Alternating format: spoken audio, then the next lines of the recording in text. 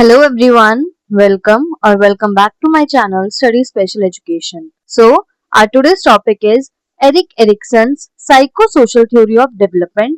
आज हम Erik Erikson की साइकोसोशल थ्योरी पढ़ेंगे डेवलपमेंट से related. So let's start. Erik Erikson was a German American psychologist. ये एक जर्मन अमेरिकन साइकोलॉजिस्ट थे. He proposed a theory of psychosocial development. इन्होंने साइकोसोशल डेवलपमेंट की थ्योरी दी थी. He believed that personality develops through life in a series of 8 stages. इनके according जो हमारी personality होती है वो हमारी पूरे लाइफ टाइम में 8 स्टेजेस में डेवलप करती है. मतलब इन टोटल इन्होंने 8 स्टेजेस दी थी डेवलपमेंट की. Each stage presents a psychosocial crisis that must be resolved for healthy personality. इनकी हर एक स्टेज में एक साइकोसोशल क्राइसिस था जिसे रिजॉल्व करना बहुत इंपॉर्टेंट है एक हेल्दी पर्सनालिटी के लिए. He coined the term identity crisis. इन्होंने इसको एक टर्म दिया था जिसे हम बोलते हैं identity crisis. So let's start with the 8 psychosocial stages. इनकी कौन सी स्टेजेस थी? So first stage, हमारी फर्स्ट स्टेज है इन्फेंसी. जो बच्चा होता है, जब बच्चा बॉर्न होता है उससे 1 साल तक वो हमारा इन्फेंसी स्टेज होता है.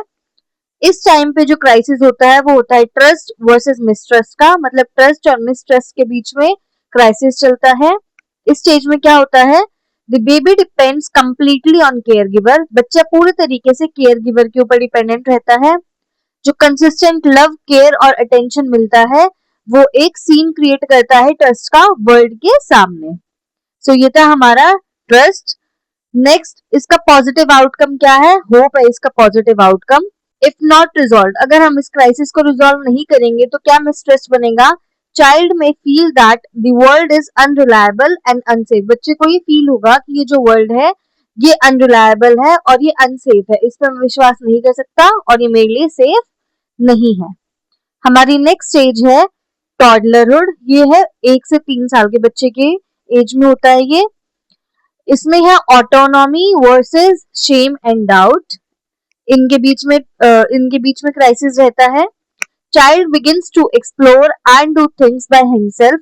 बच्चा खुद चीजों को एक्सप्लोर करता है और चीजों को खुद करने की कोशिश करता है. Encouragement leads to independence. इससे अगर बच्चे को हम एनकरेज करेंगे तो इससे बच्चा इंडिपेंडेंट बनेगा. इससे जो पॉजिटिव आउटकम होता है वो विल, कि बच्चे के अंदर एक विल जागरूक होती है कि हाँ मैं ये चीजें कर सकता हूँ. शेम एंड डाउट, जो अगर ये चीजें रिजॉल्व नहीं हुई तो इससे क्या प्रॉब्लम होगी बच्चे को, कि बच्चा फील करेगा इनसिक्योर और वो खुद की एबिलिटीज को डाउट करेगा. So it was our stage number 2. Stage number 3 हमें क्या बोलती है? ये होता है अर्ली चाइल्डहुड. ये होता है 3 से 6 साल के बच्चे में, जिसमें इनिशिएटिव वर्सेस गिल्ट के बीच में क्राइसिस चलता है. इसमें पॉजिटिव चीज क्या होगी? Child takes initiative in play and activities. इसमें बच्चा इनिशिएट लेता है गेम्स में, प्ले में और एक्टिविटीज में. Support from adults develop a sense of purpose. अगर एडल्ट उसे सपोर्ट करेंगे, बड़े लोग जो है उसे सपोर्ट करेंगे, इसमें जो पॉजिटिव आउटकम हमें मिल रहा है वो है पर्पस. इसका नेगेटिव एस्पेक्ट क्या है? Guilt. Child may feel bad about trying new things. कि बच्चे को गिल्ट हो सकता है कि मैं न्यू चीजें ट्राई कर रहा हूँ तो कभी ये गलत तो नहीं है. तो ये था हमारा थर्ड स्टेज. हमारा फोर्थ स्टेज है मिडिल चाइल्डहुड, जो होता है 6 से 12 साल के बच्चे में, जो होता है इंडस्ट्री वर्सेस इंफीरियोरिटी. इसमें पॉजिटिव चीज क्या है? Child works, learns and try to achieve goal.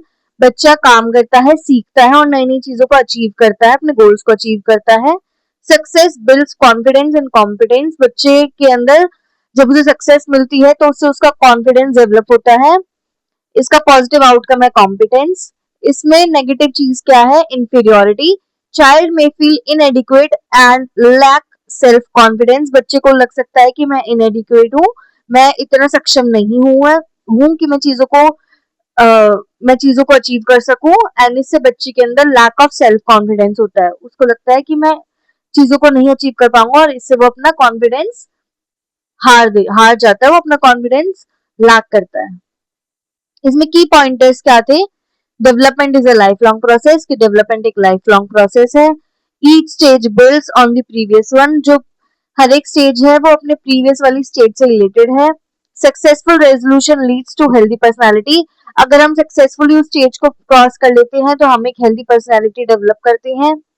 Failure to resolve leads to difficulties in later life. अगर हम उन चीजों को, उन क्राइसिस को रिजॉल्व नहीं करेंगे तो इन फ्यूचर हमें डिफिकल्टी फेस करनी पड़ेगी लाइफ में। इजी वे टू रिमेम्बर क्या है? होप, उसके बाद विल, फिर पर्पस, फिर कॉम्पिटेंस। हमने ये फोर स्टेजेस तो अभी कर ली है, हमें 4 और करनी है। उसकी ट्रिक क्या है? Fidelity, love, care and wisdom. इसका मेमोरी ट्रिक हो सकता है happy will powerfully find loving care with wisdom. इससे आप इन 8 वर्ड्स को याद कर सकते हैं, इससे आपकी 8 स्टेजेस याद हो जाएंगी। अब हम अपनी 5th स्टेज पे चलते हैं, जो है हमारी एडोलेसेंस। ये होती है 12 से 18 साल के बच्चे में। इसमें जो क्राइसिस होता है वो होता है आइडेंटिटी का और रोल कंफ्यूजन का। क्या होता है इस स्टेज में? पॉजिटिव चीज क्या है? Teenager tries to find out who I am. बच्चा को जो टीनेजर है वो कोशिश करता है ढूंढने का कि मैं कौन हूँ। Clear sense of self and values lead to identity. जब उसका सेल्फ क्लियर होता है, उसकी जो वैल्यूज होती है उसे लीड करती है उसकी आइडेंटिटी की तरफ, वो खुद को ढूंढता है। इसमें पॉजिटिव आउटकम है फिडेलिटी। इसमें क्या नेगेटिव एस्पेक्ट है? Role confusion. Teen may feel confuse about his or her role and future. इसमें बच्चा कंफ्यूज हो सकता है कि उसका रोल क्या है एंड उसका फ्यूचर क्या रहेगा। Next stage is our young adulthood, जो 18 से 40 साल के बीच में रहता है। Intimacy versus isolation. तो हमारा पॉजिटिव है यहाँ पे adult seeks close loving relationship. इसमें जो हमारा एडल्ट है वो क्लोज रिलेशनशिप बनाता है, लविंग रिलेशनशिप बनाता है। Ability to commit leads to deep relationship. जो हमारी कमिट, अगर हम किसी चीज को कमिट करते हैं तो हमारा जो रिलेशनशिप है वो और डीप होता जाता है। इसका पॉजिटिव आउटकम है लव एंड इसका नेगेटिव एस्पेक्ट रहेगा isolation. Person may feel lonely, left out and avoid relationship. जो हमारा एडल्ट है वो फील कर सकता है कि वो लोनली है, वो लेफ्ट आउट है एंड वो रिलेशनशिप्स को भी अवॉइड कर सकता है। हमारी नेक्स्ट स्टेज है that is our 7th stage, that is middle adulthood. ये होती है 40 to 60 इयर्स के बीच में। इसमें क्राइसिस रहता है जनरेटिविटी वर्सेस स्टैग्नेशन के बीच में। इसका पॉजिटिव आउटकम रहेगा हमारा adult is concerned with next generation. जो हमारा एडल्ट है वो नेक्स्ट जनरेशन के लिए कंसर्न रहता है, सोसाइटी के लिए कंसर्न रहता है। Contributes to guide and support other. इसमें जो हमारा एडल्ट है वो कॉन्ट्रीब्यूट करता है उन्हें समझाने में और उन्हें सपोर्ट करने में। इसमें पॉजिटिव आउटकम रहेगा केयर। इसका नेगेटिव एस्पेक्ट रहेगा stagnation, that is person may feel self concerned and unproductive.